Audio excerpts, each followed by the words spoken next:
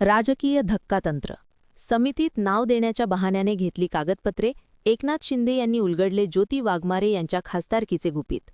महाराष्ट्र राज्यातील राज्यसभा निवडणुकीचे चित्र आता पूर्णपणे स्पष्ट झाले असून रिक्त असलेल्या सर्व 7ही जागांवर उमेदवारांची बिनविरोध निवड झाली आहे. यामध्ये भाजपला 4, एकनाथ शिंदे यांच्या नेतृत्वाखालील शिवसेना पक्षाला 1, अजित पवार यांच्या राष्ट्रवादी काँग्रेसला 1 आणि शरद पवार गटाला एका जागेवर संधी मिळाली. मात्र या सर्व राजकीय घडामोडींमध्ये सर्वाधिक लक्ष वेधून घेतले ते शिवसेना पक्षाच्या आक्रमक नेत्या ज्योती वाघमारे यांच्या उमेदवारीने. अनेक ज्येष्ठ आणि अनुभवी नेत्यांना डावलून एका नव्या चेहऱ्याला संधी दिल्याने राजकीय वर्तुळात आश्चर्य व्यक्त केले जात आहे. या अनपेक्षित निर्णयाबाबत राज्याचे उपमुख्यमंत्री एकनाथ शिंदे यांनी स्वतः मोठा खुलासा केला आहे. एका कार्यक्रमात संवाद साधताना त्यांनी सांगितले की उमेदवारी देण्यापूर्वी ज्योती वाघमारे यांना याबाबत कोणतीही पूर्वकल्पना देण्यात आली नव्हती. एका समितीची स्थापना करायची आहे आणि त्यासाठी तुमची काही महत्त्वाची कागदपत्रे आवश्यक आहेत असे सांगून त्यांच्याकडून ती जमा करण्यात आली होती. सर्व प्रक्रिया पूर्ण झाल्यानंतरच थेट आपण तुमचा राज्यसभा सदस्यत्वासाठी अर्ज भरत आहोत अशी माहिती त्यांना देण्यात आली.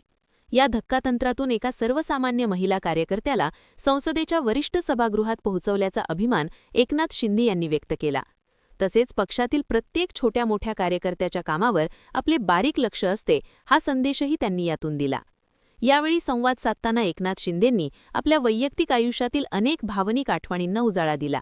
वडिलांची प्रकृती अस्वास्थ्यामुळे आपण या कार्यक्रमाला उपस्थित राहू शकणार नव्हतो, परंतु लाडक्या बहिणींच्या प्रेमापासून एका भावाला वंचित राहायचे नव्हते, म्हणूनच आपण उपस्थित राहिल्याचे त्यांनी आवर्जून सांगितले.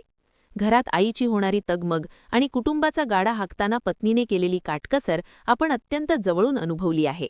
याच जाणीवेतून आपण राज्यात लाडकी बहीण योजना सुरू केली असून ज्योती वाघमारे या आपल्या लाडक्या बहिणीला खासदारकीची भेट दिल्याचे ते म्हणाले.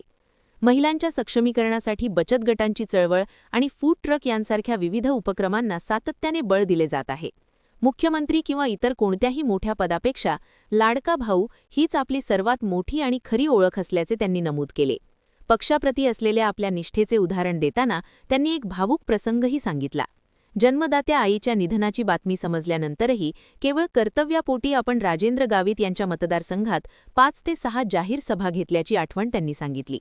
निवडणुकांबाबत भाष्य करताना आपण केवळ वार नाही तर एक धारदार तलवार असल्याचे दाखवून दिल्याचेही ते म्हणाले. गेल्या काही काळापासून ज्योती वाघमारे या एकनाथ शिंदे यांच्या शिवसेनेच्या बाजूने अत्यंत प्रभावीपणे आणि आक्रमकपणे पक्षाची भूमिका मांडत आहेत. विशेषतः ठाकरे गट आणि विरोधकांकडून होणाऱ्या प्रत्येक टीकेला त्यांनी जशास तसे आणि सडेतोड उत्तर दिले आहे. त्यांच्या याच आक्रमक शैलीची आणि निष्ठेची दखल घेत त्यांना राज्यसभा सदस्यत्वाची संधी देण्यात आली आहे. पक्षात अनेक दिग्गज नेते राज्यसभेच्या शर्यतीत असताना एकनाथ शिंदे यांनी आपल्या धक्कातंत्राचा वापर करत एका सामान्य कार्यकर्त्याला न्याय दिल्याची चर्चा आता संपूर्ण राजकीय वर्तुळात रंगली आहे. पत्रकाराचे मत. ज्येष्ठ आणि प्रस्थापित नेत्यांच्या गर्दीत एका तळागाळातील सामान्य कार्यकर्त्याला थेट संसदेत पाठवण्याचा हा निर्णय नक्कीच कौतुकास्पद आहे. यातून एकीकडे सामान्य कार्यकर्त्यांमध्ये मोठा विश्वास निर्माण झाला आहे, तर दुसरीकडे विरोधकांना आक्रमकपणे सामोरे जाणाऱ्या नेत्याला पक्षाने दिलेले हे योग्य बक्षीस मानले जात आहे. अशा निर्णयांमुळे राजकारणात नवनेतृत्वाला वाव मिळतो आणि प्रस्थापितांच्या मक्तेदारीला छेद जातो, जे लोकशाहीसाठी एक अतिशय सकारात्मक पाऊल ठरते.